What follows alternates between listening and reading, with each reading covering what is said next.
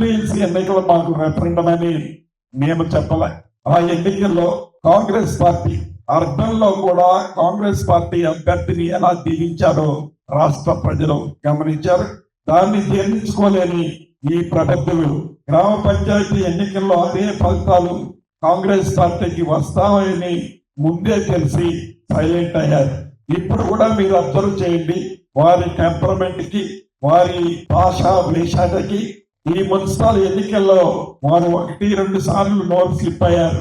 ఇది మాకు రెఫరెండము, ఇది సెమీఫైనల్స్ అని మళ్ళీ టక్కన నేలకు ఖర్చుకుని ఏ సభలో కూడా సెమీఫైనల్స్ అని కానీ ఇది మాకు రెఫరెండం అని కానీ మాట్లాడటం బంద్ చేశారు. ఈ మున్సిపల్ ఎన్నికల్లో ఫలితాలు ఎలా రాబోతున్నాయి అనటానికి మనకంటే ముందే పసిగట్టిన ఆ మేధావులు అందుకే ఇప్పుడు సైలెంట్ గా ఉన్నారు.